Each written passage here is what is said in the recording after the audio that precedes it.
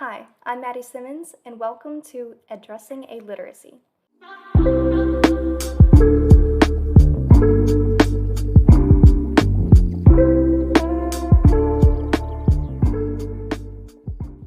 Today we're answering the question, what is the cause of illiteracy and what can teachers do to combat it?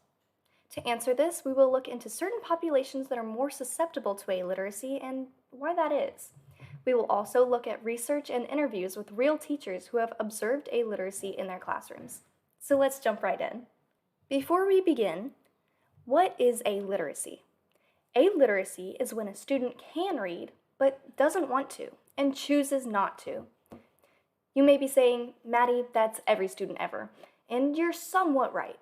But why is this? Let's look at some of the causes of illiteracy. But first, a common misconception.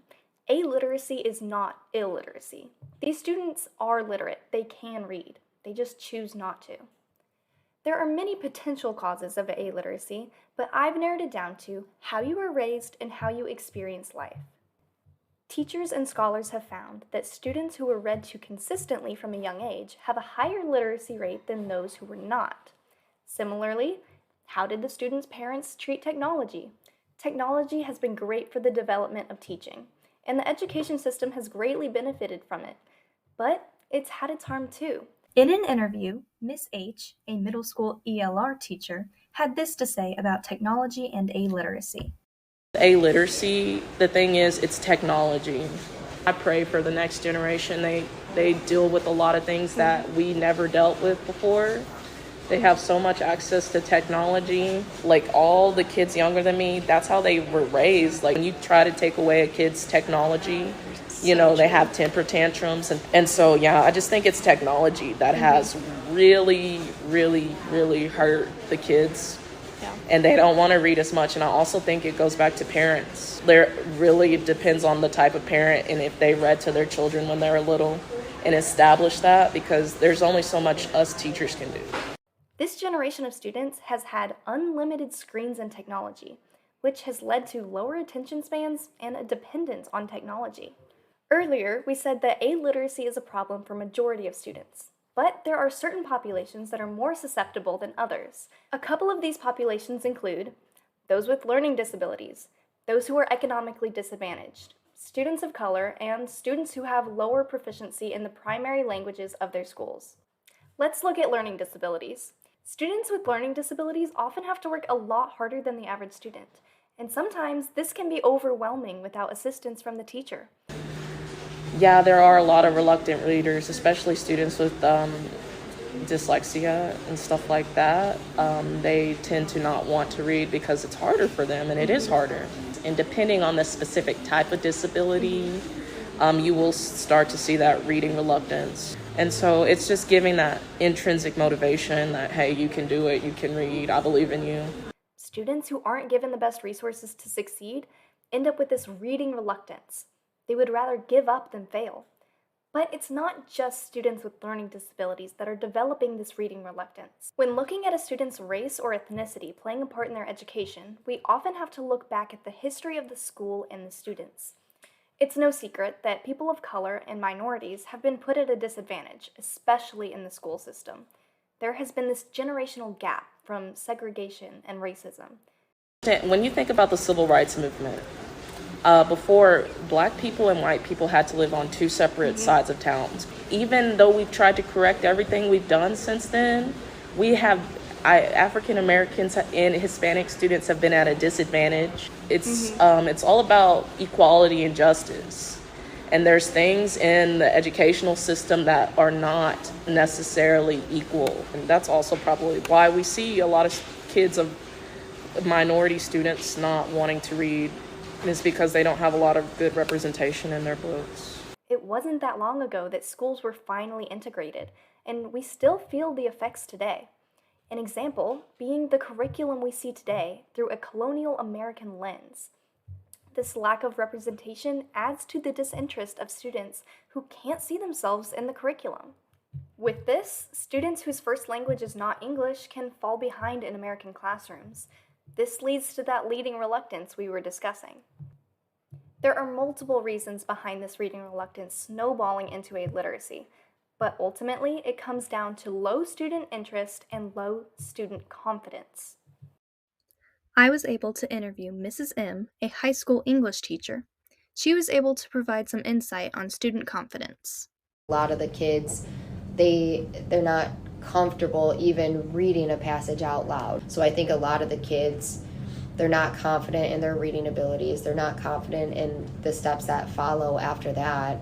So I think getting the kids to really buy in and believe that they can do it is a huge part of teaching in general. Obviously, not every student likes reading, but choosing not to do it at all can cause major problems in their education down the road, and even beyond that. Illiteracy leads to lower literacy, when students aren't filling their minds with a volume of reading needed to keep up with the grade level. When students fall behind, this decreases the likelihood of them trying to catch up, turning into a positive feedback loop of never reading. Luckily for us teachers, there have been multiple studies, theories, and practices to battle this epidemic of illiteracy. These solutions for helping students in the classroom are representation, a focus on student interest, volume of reading, and relationships. Representation. Representation is extremely important to have a culturally responsive classroom. Students are more likely to want to read if they can see themselves reflected in the lesson or the reading. Allowing students to connect readings to themselves, their culture, or their backgrounds through their reading engage them more in the class. Similar to seeing themselves in the text, students should just like the book they're reading. Students are less likely to read if they don't like the book. Mrs. M proposed some solutions she inputs into her class. Interest and care, I think that plays a big factor. If they're not interested, if they just don't care, they're not willing to put forth the effort to improve their reading skills. Letting the kids pick what interests them helps the kids who are reluctant to start in the beginning. I think annotating a book that they select themselves helps, and then helps to make connections to the real world for them. A volume of reading. Not every student is going to like every book, and that's why we give them many options. Constantly giving students opportunities to read helps nurture their mind and acclimate them to further reading. I have all types of books in my own classroom that reach students who are reluctant to reading. So I have books about sports. I have just magazines the girls like to look at. And that's all reading. And so I just try to combat that with having a variety of books in my classroom. The volume of reading may start small, maybe with magazines like Miss H says, or with poetry. Jason Reynolds, a poet and author for books like the graphic novel Long Way Down, is a huge advocate for poetry, helping students who don't want to read. Because sometimes it isn't about subject matter or voice or point of view.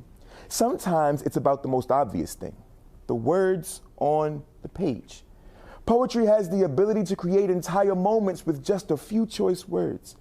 The spacing and line breaks create rhythm, a helpful musicality, a natural flow. The separate stanzas aid in perpetuating a kind of incremental reading, one small chunk at a time. And the white space, for an intimidated reader, adds breathability to a seemingly suffocating task. The incredible selection of poetry and novels in verse from past to present, this is an opportune time to use them to chip away at bibliophobia. Less words on the page, more white space without necessarily sacrificing the narrative elements. Relationships. A solid relationship with the students is perhaps the most important thing for a teacher to create successful students. Teaching with an ethic of care creates a safe environment for learning based on mutual respect. If you really want the kids to gain the understanding and make those connections, you have to spend the time doing it. It's just creating an interactive classroom with them will allow you to see whether or not they understand what it is that you want them to understand. It's the care. I care about them. In turn, they care about what it is they do for me. I want you to know that I love you and I care about you. If I didn't actually just care about them and want to see this next generation be better than we were, I wouldn't be here.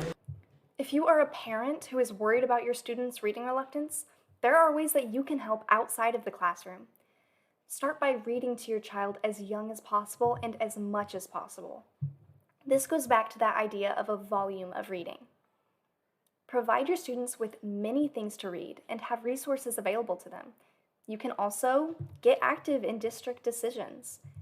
Go to district meetings and advocate for the change that you want to see.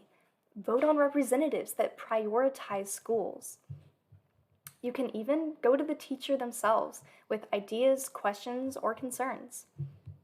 Illiteracy is a form of self-censorship that is affecting students across the country and across the world. Teachers inspire students to read, and to read a lot, so that they are well-read and well-educated in hopes that they will go on to be world changers. Thank you, and this has been Addressing Illiteracy.